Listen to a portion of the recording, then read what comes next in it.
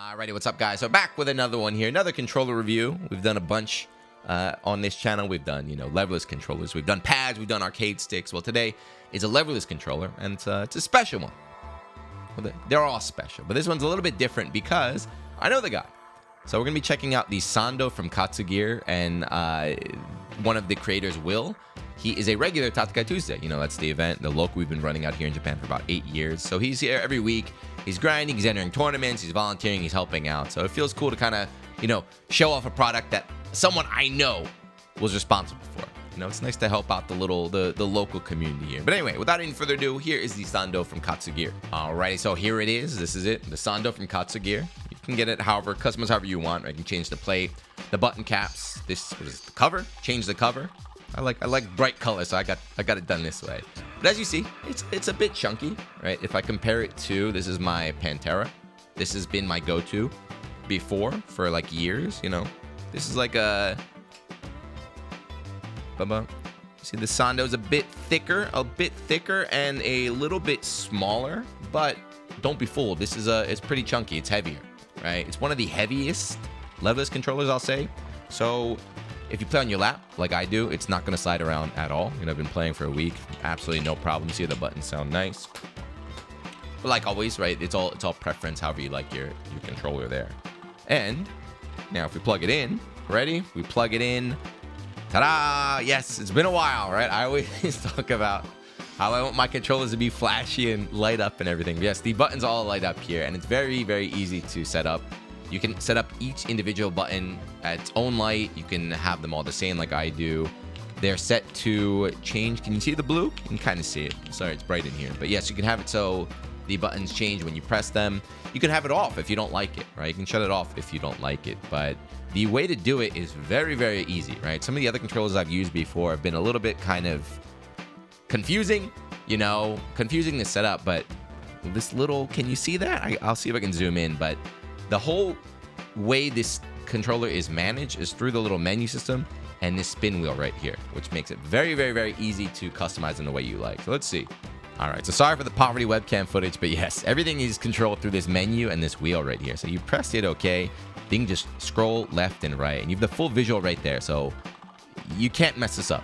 I've used some other controllers where you have to kind of memorize everything in your head. It's kind of inconvenient, but this is quite easy, very self-explanatory. Not only the LEDs, or the LEDs, let me scroll around here.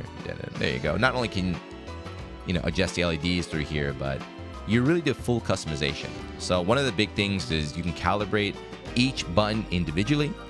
So if you want a button to be more sensitive, or if you accidentally you're double tapping or pressing a button, you can change the sensitivity of this menu, which is crazy. You can do all of the SOCD, so if you don't care about cheating, if you want to be a cheater, you can do SOCD stuff, or you can confirm if you're playing tournament legal or not. You can do button mapping, turbo, you can save different profiles. Something really cool, which I haven't done yet too, is you can even change this, right? You can get a little animated GIF there, if I could put a little animated Illuminati symbol. I got to figure out how to do that, but yeah, you really can fully customize this how you want. So I think that's one of the big, differentiating points with this and some other controllers. I was like to do a little play test, a little button ASMR. So here, the Sando in action. We'll do Muse B&B. This is pretty hard, honestly. Can I do it?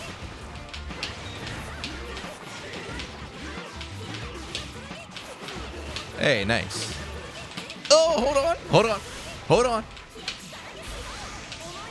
Oh, almost styled there a little bit. Yeah, that's actually like a pretty hard B&B. I'm sure you saw. It's a lot of half circle motions, a lot of micro dashing and stuff. So plays perfectly fine, especially if you're playing an easier game. Like I've been using this for Grand Blue exclusively recently. Absolutely no problems. It feels great. So I can vouch as a controller.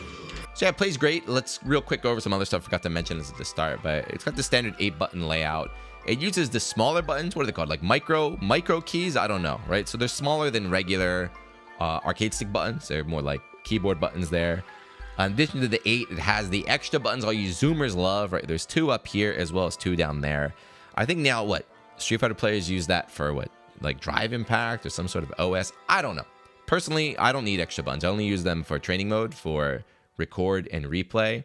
But with the way games are going now, with like 2x KO, you need like 43 buttons to play that. But with the way games are going now, it's good to kind of invest in the controller that has extra buttons for future releases there. It also has this tournament mode switch. Can you see the little switch right there? Just flick it up or down, on or off, to make sure that your start button is disabled so there's no accidental DQ or anything. Something that's also nice here is the USB connector. It's very easy, so you can just take that and unplug it. It comes with an extra. Ta-da! Right here. It comes with an extra, so if this ever breaks, if the USB connector ever becomes faulty, which I'm not going to mention any names, but I've had happen multiple times in the past with other leverless controllers, you can just swap it with this one. It's very easy to do, right? DIY. And I'm sure you can buy one of these. If for some reason this breaks too, it's very easy to replace on your own. No need to really take anything apart. So yeah. The heck was that? Yeah, anyway, so yeah. Let's go check out the website real quick. So here is the Katsugear website. It's a nice little website. It's got a bunch of details and answers to whatever kind of questions you got. Here are the two devs I talked about earlier. This is Will and Micah, right? Just a two-man operation. And the Sando. So this is the controller. Like I mentioned, you can customize it however you want, right? You can change the layout, the plate, the case color here. You also can, not on this website, but you can change the art. You can get custom art printed from just a site like Arcade Shock. You send in the template. They'll print it, they'll mail it out to you for only $20. It's pretty good. The price right here is what, Samman Hassenen, that's 200, 250-ish, depending where you live, and the exchange rate, which is honestly, it's a little bit more expensive than some of the entry-level controllers. But if you already know that you want to play leverless, right, if you're looking to upgrade, if you want a solid piece of equipment, right, as I mentioned, this is nice and well-built, it's pretty chunky, it's going to last for a while. And especially if you want to support, just a local community run project right here, by all means, I can definitely vouch for it. This will be my main controller for the time being.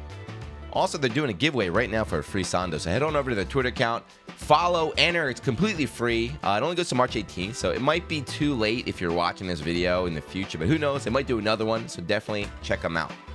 Yes, once again, shout outs to the boys over at Katsugear for sending me this to test out. I'm going to put all the important links in the description. If you guys got any questions, write them in the comments or reach out directly to them. They got, a support page, they got Twitter accounts, but hopefully I see more people using these in the future. Support your local events and support your local gear makers as well. But yes, that's it for this one. I'll see you in the next one, whenever that is. If you guys got any cool gear you want me to check out, send it on over.